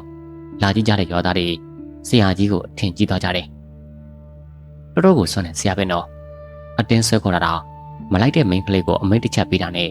ထွက်လာအောင်လုပ်နိုင်တယ်။အဲနောက်ဆရာကြီးကရောက်လာကြတဲ့ရွာသားတွေဘက်ကိုလှည့်ပြီးလူကိုပြူစားနှောက်ယှက်ပုံကအမျိုးမျိုးရှိတယ်ကွ။ဘလူတပတ်သူတို့တွေတိုက်ခလို့ချင်းကိုတောသူပြူစားတယ်လို့ခေါ်တယ်။တစ်စက်ပိတ်တာတွေကိုဟုတ်လို့ခေါ်ပြီးတရေကိုအစိမ်းဝါလို့တတ်မှတ်ကြတယ်။တောသူပြူစားရင်တော့မိုင်းမိုင်းထိုင်ထိုင်တူတူဝင်းနဲ့မျက်တောင်မခတ်ပဲနေတတ်ကြတယ်။ဟုတ်အစိမ်းတရေတော့ဝင်ကခဲရင်တော့ဇက်လေးချင်းခေါင်းကန်ဆက်ကြပြီးဇက်လေးတို့ဖြစ်နေတတ်တယ်။ဆုံးပြူစားရင်တော့ဦးကောင်းမငြိမ်မသက်နဲ့ရဲမောနေတတ်တယ်။နိုင်လောက်ထားတာဆိုရင်တော့မျက်စိကြည့်ပုံကရဲရင်နဲ့တကူလုံးတစ်ဆက်ဆက်တုံနေတတ်တယ်။ကဲလာကြည့်တဲ့ရွာသားတွေရောငါးတပည့်တွေရောဒီမိန်းကလေးကိုဘယ်လိုမြင်ကြလဲ။လာကြည့်ကြတဲ့ရွာသားတွေကဘာမှမပြောဘဲနဲ့ဆရာနဲ့ပါလာတဲ့တပည့်တယောက်ကမှန်ပါမိန်းကလေးကအရွယ်နဲ့မလိုက်အောင်မျက်စိအကြည့်ကရဲတင်နေခနာကိုကလည်းတက်ဆက်ဆက်တုံးနေတယ်ဆရာကြီးဒါကြောင့်နက်ဆွဲနက်ကင်ခဏတာဖြစ်နိုင်ပါတယ်ဆရာနက်ကင်နေဆိုရင်ဘလို့နတ်မျိုးတို့ငါးတပည့်တွေထင်လဲပညာရှင်တယောက်ကနက်စင်ကနဲ့တိုက်ထားတယ်လို့တပည့်တော်ထင်ပါတယ်ဆရာကြီးအေးငါးတပည့်တွေတွေးတာထင်တာယူဆချက်ကတတိမှန်နေနက်နဲ့တိုက်ထားတာဆိုပါလားဘလို့လူမျိုးကဘာနဲ့ပဲတိုက်ထားဆရာနဲ့တွေ့မှတော့ပျောက်ပြီလို့သာမှတ်ပြီးတော့အကူပါတယ်ဆရာကြီးရဲ့ဆရာကြီးဆိုသူကစိတ်ကူးတာပေးရမလုပ်သေးပဲရွာသူရွာသားတွေအထင်ကြီးလာသေးဖို့သမားကုံပြနေတာအဲနောက်မှာတော့ဆရာကြီးကလူနာမင်းကလေးရဲ့မိဘတွေဘက်ကိုလှည့်ပြီးဘယ်လိုလဲလူနာမင်းကလေးကိုစိတ်ကူးတာဖို့ကျုပ်လက်ကိုအပ်တယ်မဟုတ်လားဆရာရဲ့အကူပါတယ်သမီးလေးကိုသာပြအောင်ကုသပေးပါစိတ်ကူးတာကကိုလည်းထိုက်တန်တန်ပူဇော်ပါမယ်ကောင်းပြီလေမင်းကလေးဆရာဆေးစင်သာရှိသေးတယ်အခန်းထဲမှာခဏတော့ပြနေစမ်းအခန်းထဲမှာငင်ငင်လေးနေမအော်နဲ့မငုံနဲ့တချင်းလည်းမဆိုနဲ့သွားအခုထားပြီးသွားတော့မင်းကလေးဟာယောဂတဲ့တရားမဟုတ်တော့တလို့ဆရာခိုင်းတဲ့တိုင်ဂျိုးသေးကျုံးလုံးစာနဲ့ထားတာတယ်အဲ့လိုဆရာရဲ့အပြောဆိုအောင်မှာတာမန်မင်းကလေးလိုအမိန့်နာခံပြီးခိုင်းတဲ့တိုင်ပြုတ်မှုနေတာကိုမြင်ရတဲ့ရွာသားတွေနဲ့မိဘနှစ်ပါးကတော့ဆရာကိုလုံးဝအထင်ကြီးသွားတယ်ဒီဆရာသာကိုရင်တော့ကျင်းတွေပြောင်းလိုက်မယ်တိတ်တော်တဲ့ဆရာပဲနော်ချီကျူးတန်တွေထွက်လာသလိုအားမလို့အားမရညင်းညူပြောဆိုတဲ့တွေကိုလည်းကြားရတယ်ငါတို့ကမိန်းကလေးကိုပြူစားထားတဲ့နတ်နဲ့ဒီဆရာဘလို့ပညာပြိုင်မှလဲဆရာကဘလို့နှင်းနှင်းကုသမှလဲကြည့်ကျင်လို့လာတာစိတ်မကူပဲနဲ့အခန်းထဲကိုပြန်ဝင်ခိုင်းတယ်အခန်းထဲမှာများဆရာကြီးဝင်သွားပြီးတော့စိတ်ကူးမလို့လားဟာမင်းစကားကဘာကြီးလဲဆရာကြီးပြောတယ်မဟုတ်လားဆေးစီရင်ဆရာရှိသေးတယ်လို့ဆိုတယ်လေဆေးစီရင်ပြီးကုမှာပေါ့ငါတော့စိတ်ဝင်စားတယ်ကွာမပြန်မဲ့စောင့်ကြည့်မှရမယ်ဒီချိန်မှာကြောက်တလုံးတိုက်ရှိရာတောင်ကျောကိုခီးထွက်လာတဲ့အထက်လန်းဆရာကြီးနဲ့တပည့်တို့ကပေကုန်းရွာတဲ့မဝင်မဲနဲ့ပတ်ပြီးလာခဲ့ကြတယ်ရွာဝင်လမ်းဘေးမှာတော့ရွာဦးနဲ့စင်ကြီးကညောင်မင်းကြီးအောက်မှာအခန့်သားရှိနေရနဲ့စင်ရှိကိုရောက်မှာတော့ဆရာကြီးကတစုံတစ်ခုကိုအာယုံပြုတ်မိသွားတယ်လို့ခဏရက်တယ်မောင်အေးဟုတ်ကဲ့အမင်းရှိပါဆရာကြီးနတ်စင်ရှိရောက်မှာ မကောင်းတဲ့အငွေတက်ရတယ်နတ်စင်နာကိုသွားဆန်းဆရာကြီးခိုင်းတဲ့တိုင်မောင်အေးလည်းနတ်စင်ကြီးကိုသွားမောင်အေးတယောက်နတ်စင်အောက်ကိုမြင်သာသလောက်ငုံကြည့်စမ်းမင်းကောင်းကနတ်စင်အောက်ကိုမရောက်စေနဲ့နော်စာရေးထတာမျိုးတွေ့လားတွေ့ရဆရာကြီးအင်းလိုစာလိုနဲ့မထင်မရှားရေးထတာတွေ့ပါတယ်ဆရာကြီးကဲတွေ့တယ်ဆိုဒီကိုအမြင်လာခဲ့ဆရာကြီးဒီရေးအောက်မှာစောင့်နေမယ်မောင်အေးရွာထဲကိုဝင်တယောက်နဲ့ကမွန်းရေရှာခဲ့ဈေးဆိုင်မှာမရမှအိမ်တွေမှာကိုကြီးတောင်းနန်းသားရေးပါရအောင်ယူခဲ့ရေတန်းတန်းမှာတပုံးလောက်ရွာသားတယောက်ကိုကိုကြီးတောင်းပြီးတော့ခေါ်လာခဲ့မြန်နိုင်တဲ့ပြမြင်မယ်လောက်ခဲ့ဆရာတို့နောက်ကျရင်တော့လူယုံမှတစုလှည့်စားတာလူတွေနဲ့တွေခံရတော့မယ်ဒီကိစ္စကိုမမြန်ဖြေရှင်းမှဖြစ်မှာဟုတ်ကဲ့ကျွန်တော်ရွာထဲအမြန်သွားပြီးတော့ရှာယူခဲ့ပါမယ်နိုင်ဝက်နီးပါးကန်ကြတဲ့အခါမှာမောင်အေးနဲ့ရွာသားတယောက်ပြန်ရောက်လာတယ်ဆရာကြီးခိုင်းတဲ့အတိုင်းနတ်စင်ရှိမှအမိန်ပြန်တော့အဲ့နောက်နန်းသားကြီးနဲ့စာတွေကိုပြောင်းစင်အောင်ဆေးကြော်တယ်တယောက်ကမွန်းရင်နဲ့နတ်စင်ကိုပတ်ဖြန်းပြီးတဲ့နောက်ဆရာကြီးကအောင်မင်းနဲ့တန်နဲ့ကဲငါဆရာအမိတ်တင်ရွာဆောင်တဲ့ကိုချုံနှောင်ထားတဲ့အနောက်ဖွဲ့တွေကိုဖြည့်ပြီးဖြစ်တဲ့အတွက်တင်းကိုချုံနှောင်ခဲ့တဲ့အောက်လန်းဆရာလူယုံမာတွေကိုတင်ကိုယ်တိုင်နှင်နေရမယ်ဒါငါဆရာအမိတ်မယ်ဒီချိန်မှာပဲအင်ကြီးပေါ်မှာဆရာကြီးဆိုသူကစေးဝါးတွေစီးရင်ပြီးပြီဆိုကမင်းကလေးကိုအခန်းပြင်ကိုထွက်လာဖို့အမိန်ပေးလိုက်ရဟဲ့ဆရာစုနင်ကမြရရဆဆငါ့ကိုဟဲလားဟုတ်လားလို့ဟလားအခုမင်းတို့ဆရာတပည့်ငါအကြောင်းသိစေရမယ်အခန်းတွင်းကဟုံးဆိုခုံထွက်လာသူကရိုးသေးကျွန်းလုံးနဲ့မင်းကလေးတွေမဟုတ်တော့ပဲလူတက်တော့မဲ့မိမချမ်းတယောက်လိုမာကြောခတ်ထန်တဲ့တွင်ကိုတွေ့ရတယ်ငါဆရာကိုမလေးမစားနဲ့နင်းကိုငါအကြောင်းပြသေးတာပေါ့မင်းမပြခင်ငါပြမယ်မင်းကလေးကမိဖို့ခံကိုပြေးဝင်ပြီးချက်ချင်းအပြင်ကိုခုံထွက်လာတယ်မင်းကလေးရဲ့လက်ထဲမှာထင်းကုတ်ဓာကြီးပါပါလာတယ်ဒီဓာကြီးကိုဝင်ပြီးတော့ရှောင်းနိုင်ရှောင်းတော့နော်အောက်လန်းဆရာနဲ့တပည့်နှစ်ယောက်တည်းအိမ်မောကအသက်လုပ်ပြီးတော့ဆင်းပြရတယ်လူနာမင်းကလေးက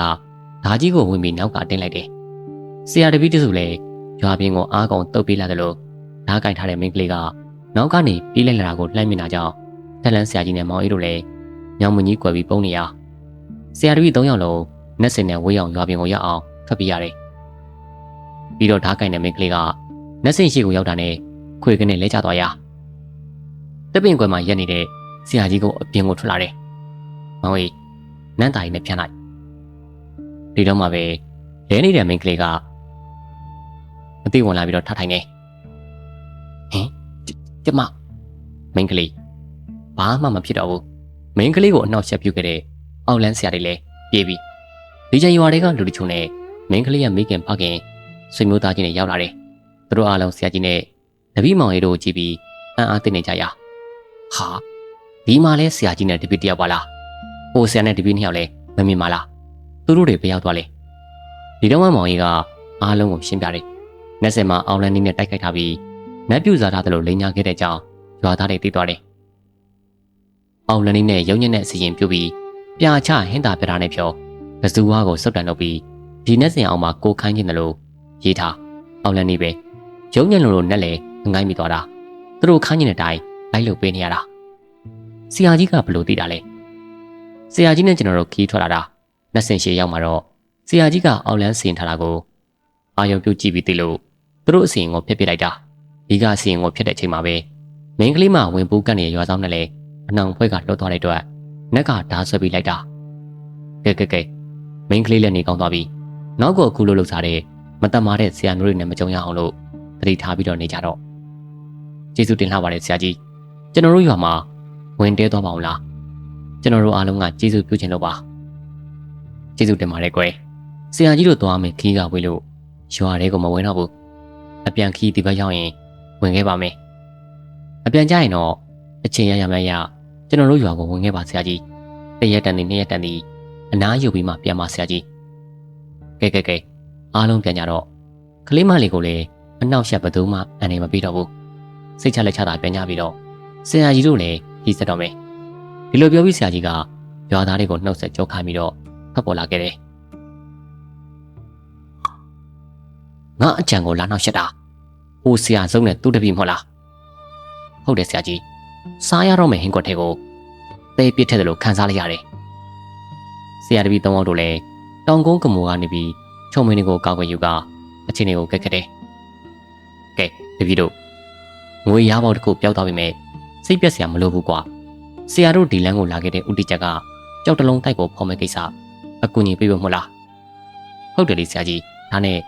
ကြောက်တလုံးတိုက်ကိုဥဆောင်ဖော်မဲ့ဆရာကြီးရဲ့ဆရာနဲ့ဘာမှဆုံးပါလေဒီကားနေတနေ့ခီးလောက်တော့ရတဲ့နှစ်ဆင့်ရေတကုံမှာစုံမှုအတွက်ကြိုတင်မှားထားတယ်ကြောက်တလုံးတိုက်နဲ့နှစ်ဆင့်ရေတကုံကတိတ်မဝေးဘူးဆိုတော့ဆရာကြီးကအစီရင်ကြိုတင်လုပ်ထားလိုက်မယ်နောက်ကလိုက်လာတဲ့အဖိုးကြီးနဲ့သူ့တပည့်တွေမျက်ကြည်ပြအောင်မြင်မြင်ချောက်ကြအောက်လဲဆရာကအသက်50ကျော်တပည့်နှစ်ယောက်ကအသက်30ကျော်သွားနိုင်လာနိုင်တော့ထက်လန်းဆရာကြီးကအသက်80ခန့်ရှိပြီမို့လို့တနေ့ခီးဆိုရင်အတော်လှမ်းကွာလိုက်မယ်ဒါကြောင့်ပဲဆရာတပည့်3ယောက်လည်းတရက်ခီးကိုမနားမနေလျှောက်ခဲ့ရညနေ9နာရီခန့်မှာနှစ်ဆင့်ရေတကုံကိုရောက်ခဲ့တယ်နှစ်ဆင့်ရေတကုံဆိုတဲ့တိုင်တောင်မောကကျလာတဲ့ရေတကုံကတောင်လဲမှာကြောက်ဆောင်တစ်ခုခံနေရကြောင်းတိုက်ရိုက်ကြားဆင်းမနေပဲပေနေစကန်အကွာလောက်မှာအောက်ကိုကြားဆင်းလာခြင်းကြောင့်နှစ်ဆင့်ရေတကုံလို့ခေါ်ဆိုကြောင်းသိလိုက်ရတယ်ဆရာတပည့်3ယောက်တို့လည်းအချင်းချက်လောက်ထားတဲ့နေရာကိုရောက်ခဲ့လို့ဆရာကြီးရဲ့ဆရာကိုအစင်းနဲ့တွေ့ရတယ်ဟာရောက်လာကြပြီလားဒါကြလေဆရာအားလုံးအဆင်ပြေလားအခုချိန်ထိတော့အားလုံးအဆင်ပြေတာပဲအစီမငါရောဘယ်လိုလဲတိုက်ရဲ့အစီမလားထက်လန်းအစီမမဲကွယ်တိုက်မှာကြားရဲ့ဘလူးလေးကောင်ရဲ့ဘလူးမရဲ့တခြားအချွေရနေရှိတယ်အပြင်စီးကိုဘလူးမကစောင့်ပြီးအတွင်စီးကိုတော့ကြားကစောင့်နေအားလုံးအောင်မြင်မှုဘလူးမနဲ့ကြားကိုချုပ်နိုင်ရင်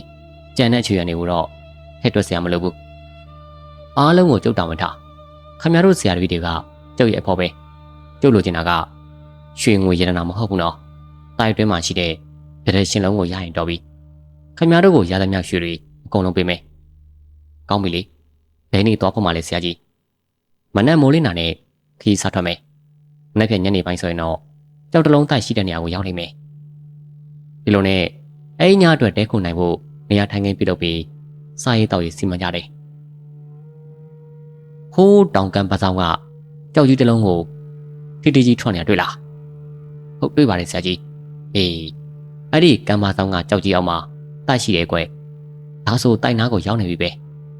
သူတို့ဆရာတွေ၄ယောက်တိုက်အေဒီယာနဲ့နေနေသမျှနေအောင်လာခဲ့ကြတယ်ကဲရက်ကြတော့ဒီကနေပြီးတော့ဆရာကြီးအစီရင်စလုပ်တော့မယ်ဦးဆောင်သူဆရာကြီးကဆေးဖြောင်းနေထုံးပြီးတော့ထုံးပြီးတဲ့ဖြောင်းနေကိုအင်ဂျက်တွေပေါ်တင်လို့စိုက်ထုံးနေတိုက်ကိုစီးချလိုက်ပြီးခေါင်းဆောင်လို့သူဆရာကြီးကလက်တွဲမှာရှိတဲ့အင်းကိုကင်မြောက်လို့ဂါထာတွေရွတ်ဖတ်တယ်ပြီးတော့ရှစ်လန်းလန်းကိုပြစ်ပေါက်လိုက်တဲ့အခါမှာတော့တဝုံနဲ့မြည်ဟိလာတဲ့တန်တဲ့တူလေပင်ကြီးကျလာပြီးတိုက်အောက်ခြေကဖုံတွေဝေါကနေထားလာတယ်လေပင်ကြီးကနေနာတက်ပင်နေရဲရိုင်လောက်တဲ့ထိအစမပြတ်တိုက်ခိုက်နေရအချိန်ကအမောင်ဘက်ကိုတန်းလာပြီးမလို့စိတ်ချောက်ချစရာလည်းကောင်းလာတယ်တိုက်အောက်ကမ်းပါမှာရှိတဲ့မြေမုံတွေလင်းစင်ကြနေတဲ့နေရာကနေဘုံဆိုတဲ့တန်ကြီးနဲ့တူမိခိုးလုံးတွေဦးတက်လာတာကိုလည်းအားလုံးတွေ့ရတယ်ကဲတိုက်ရဲ့ပင်စည်းကိုအုပ်ချုပ်တဲ့အဆောင်ချုပ်ဘလူးမကြောက်ရွံ့ပေါ်လာပြီးကြောက်ရွံ့ပေါ်ကိုချီမန်းခွင့်ပြေးပြီးတော့သွားဆော့လိုက်သွားအမြန်သွားတပည့်နှစ်ယောက်နဲ့တယောက်ကဆရာကြီးပေးထားတဲ့ချီမန်းခွင့်ကိုစွပ်ဖို့အနည်းကိုကတ်သွားတယ်မောင်အေးအောက်လန်းဆရာတွေကတော့တိုက်ကိုချုပ်နေပြီ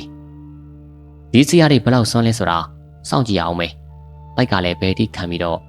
ဘယ်လောက်ထိပြန်ပြီးခုခံမလဲဆိုတာစောင့်ကြည့်ရမယ်သူတို့ကတာနေရောဆရာကြီးသူတို့တာမဲ့ချင်းနေဆိုရင်တော့ဆရာကြီးဒီတိုင်းမနေဘူးခဏလေးပြီးခံကဲအချင်းတွေကိုစောင့်ကြည့်အောင်မောင်အေး